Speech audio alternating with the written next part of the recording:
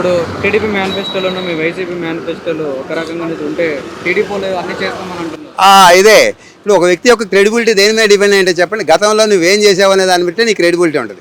చంద్రబాబు నాయుడు గతంలో ఇచ్చిన మేనిఫెస్టోలో ఉన్న హామీలన్నీ ఎడిపోయినాయి. అసలు ఒకసారి మీరు ఏం చేయాల్సిన అవసరం లేదు. గతంలో టీడీపీ మేనిఫెస్టో 2019 ఒకసారి చూస్తే మీరు జనరల్ మామూలుగా అందరికి నవ్వు వచ్చేసింది, ఈ చంద్రబాబు నాయుడు ఇంత క్యామెరా చేస్తున్నాడు అని. అసలు ఒక్క హామీ కూడా కరెక్ట్గా అమలు చేయడు, మేనిఫెస్టోని ఇమీడియట్గా తీసేపిచ్చేస్తాడు.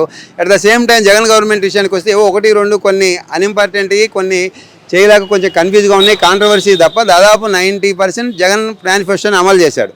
సో ఇక్కడ క్రెడిబిలిటీ విషయానికి వస్తే చంద్రబాబు నాయుడుకి జగన్కి చాలా తేడా వచ్చేసింది. పబ్లిక్ మొత్తం జగన్కి మాట నమ్ముతున్నారు, చంద్రబాబు నాయుడు మాట అంటే నవ్వులు పాలే విధంగా వచ్చేసింది. కాబట్టి ఇక్కడ పార్టీ విషయాల దగ్గర వచ్చేసినా కూడా టీడీపీ తరపున చంద్రబాబు నాయుడు, వైఎస్ఆర్సీపీ తరపున జగన్, ఆ రెండు విషయాలు చూసుకుంటే ఇటు పక్క వైఎస్ఆర్సీపీకి జగన్కి ఎక్కువ క్రెడిబిలిటీ ఉంది.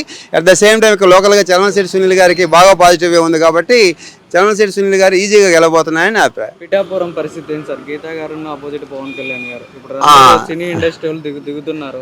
గెలవడని చెప్పి ప్రచారానికి వస్తున్నారా లేకపోతే ఏ ఉద్దేశంతోనే వస్తున్నారు అందరూ? అంటే ఇక్కడ మీరు రెండు విషయాలు గుర్తుపెట్టుకోవాలండి. పవన్ కళ్యాణ్కి మద్దతుగా వచ్చే వాళ్ళందరూ ఎవరు? ఆ జబర్దస్త్ టీవీ జోకర్ గారులే కదా వచ్చేది. వీళ్ళందరూ ఒకప్పుడు భీమవరంలో పోయినసారి 2019 ఎలక్షన్ అప్పుడు కూడా భీమవరంలో పవన్ కళ్యాణ్కి పోటీ చేయడానికి వచ్చి పెద్ద హైప్ క్రియేట్ చేసేశారు. ఏం జరిగింది? అక్కడ ఓడిపోయారు పవన్ కళ్యాణ్. అదేవిధంగా గాజువాసులో కూడా పెద్ద హైప్ క్రియేట్ చేశారు. అక్కడ ఏం జరిగింది? అక్కడ కూడా ఓడిపోయారు. అంటే మీ అందరూ గమనించండి, ఏ వ్యక్తి అయితే ఓడిపోవడానికి ఛాన్స్ ఎక్కువ ఉందో ఇతను గెలవలేడు అనుకుంటారో దాన్ని హైప్ చేయడం కోసం వీళ్ళందరూ వస్తున్నారు. ఇంకో విషయం ఏంటంటే పవన్ కళ్యాణ్ తరపున పోటీ చేయడానికి వచ్చే వాళ్ళందరూ కూడా చిన్న చిన్న జోకర్ గారులే. వాళ్ళని చూసి కాసేపు నవ్వుకుంటాను తప్ప వాళ్ళని చూసి ఓటేసే స్థాయి ఉండదు. అదే at the same time Geeta గారికి సపోర్ట్ చేసే వాళ్ళందరూ లోకల్లో బాగా స్ట్రాంగ్గా ఉన్నవాళ్ళు. అదేవిధంగా ఇప్పుడు మీరైనా నేనైనా ఓటైపోయేటప్పుడు ఏం ఆలోచిస్తాం? మనకి రేపు ఊళ్ళో ఏదైనా అవసరం అయితే లోకల్లో మనకు అందుబాటులో ఎవరు ఉంటారని చూసి వాళ్ళకే ఓటేస్తాం. ఇక్కడ గీతా గారు ఆల్రెడీ ఒకసారి అదే పిఠాపురం కాన్స్టిట్యున్సీలో ఎమ్మెల్యేగా ఒకసారి గెలిచారు. తర్వాత మన 2019 ఎలక్షన్స్లో ఎంపీగా, అంటే పిఠాపురం కాన్స్టిట్యున్సీ కూడా దాంట్లోనే ఉంది, ఎంపీగా ఒకసారి గెలుచున్నారు. అక్కడ ప్రతి ఊరి మీద ఇంచు ప్రతి దానికి గీతా గారికి ఐడియా ఉంది. పవన్ కళ్యాణ్కి అసలు ఐడియా లేదు. ప్లస్ పవన్ కళ్యాణ్ యొక్క గెలుపోవడంలోనే ఆ లోకల్లో ఉన్న వర్మ గారి మీద ఆధారపడినాయి. వర్మ గారు టీడీపీ టికెట్ ఆశించారు, ఆయన కాదని పవన్ కళ్యాణ్కి ఇచ్చారు. ఇప్పుడు ఒకవేళ పవన్ కళ్యాణ్ పొరపాటున గెలిచాడు అనుకో, అంటే వర్మ చాప్టర్ క్లోజ్. అందుకని వాళ్ళు పైకి తిరుగుతున్నా కూడా లోపలికి మాత్రం పవన్ కళ్యాణ్కి చేయరనే టాక్ ఇక్కడ బాగా ఉంది.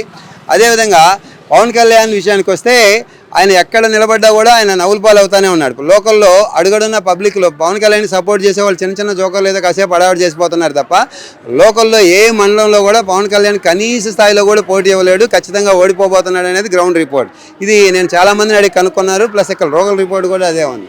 అట్ ద సేమ్ టైం ఆయన పవన్ కళ్యాణ్ చేసిన పొరపాటు ఏంటంటే కనీసం భీమవరంలో పోటీ చేస్తే కొంచెం సానుభూతంగా ఉండేది. మళ్ళీ ఇంకోసారి వచ్చాడు. పవన్ కళ్యాణ్ ఇప్పుడు ఒక జోకర్గానే చూస్తున్నారు తప్ప హీరోగా ఎవరు లెక్కేసుకోవట్లేదు. పైగా చిరంజీవి ఇక్కడ ప్రచారం చేయడానికి వచ్చినా కూడా ఆయన ఒకప్పుడు పాలకల్లో ఓడిపోయాడు.